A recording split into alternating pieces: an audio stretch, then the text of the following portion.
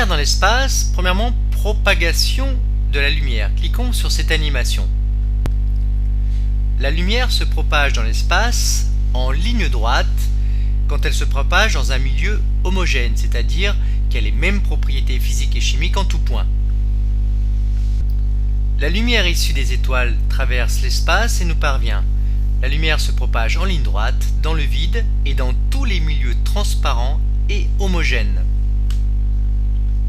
Pourquoi les étoiles scintillent-elles? Eh bien parce que la lumière qu'elles envoient nous parvient, mais traverse des milieux qui ne sont pas toujours homogènes. À ce moment-là, l'image de ces étoiles semble trembler, d'où le scintillement. Le modèle du rayon lumineux. On modélise le trajet suivi par la lumière entre deux points par des segments de droite orientés dans le sens de la propagation. Ces segments sont appelés rayons lumineux. Vitesse de la lumière dans le vide. La première mesure a été effectuée par l'astronome danois Romer en 1676 à l'Observatoire de Paris. C'est une vitesse limite, aucun objet ou onde ne peut se déplacer plus vite que la lumière dans le vide. La vitesse de la lumière dans le vide, appelée aussi célérité de la lumière, vaut c égale 3,00 fois 10 puissance 8 mètres seconde moins 1, c'est-à-dire 3,00 fois 10 puissance 5 km par seconde. Dans les milieux transparents, la vitesse de la lumière, notée petit v, est inférieure à c. Dans l'air, on peut dire que la vitesse de la lumière est environ égale à celle dans le vide. Rappel sur la définition de la vitesse moyenne. La vitesse est égale à la distance parcourue sur la durée du parcours. La vitesse moyenne d'un objet est égale au rapport de la distance d en mètres parcourue sur la durée du parcours, delta t en secondes.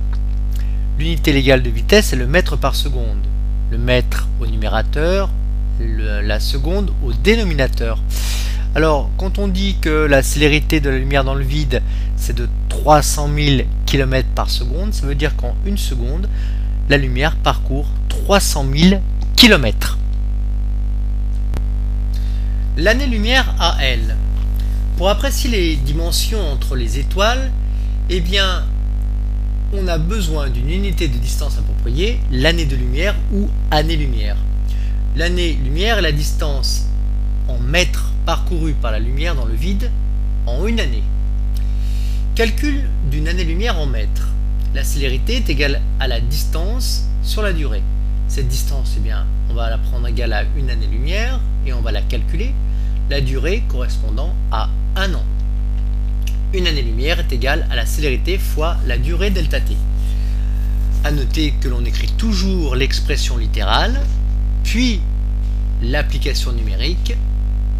Ce que nous allons faire, donc une année-lumière est égale à 3,00 fois 10 puissance 8 mètres par seconde, ça c'est la célérité de la lumière dans le vide, multiplié par 365 jours, puisque dans une année il y a 365 jours, fois 24, fois 60, fois 60, parce que 24 heures, dans une heure il y a 60 minutes, et dans une minute il y a 60 secondes.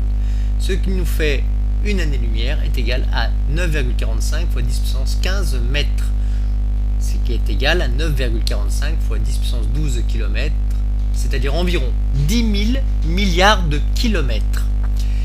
Bien, à noter que l'année-lumière, malgré son nom, est bien une distance et pas une durée.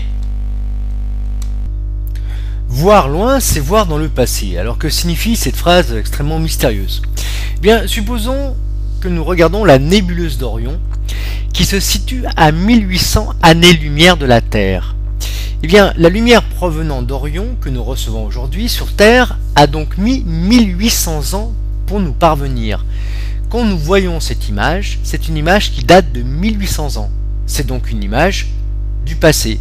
Et plus nous voyons loin dans le passé, plus les étoiles se trouvent à des grandes distances en années-lumière, plus l'image qu'elle nous a envoyée a mis du temps pour nous parvenir.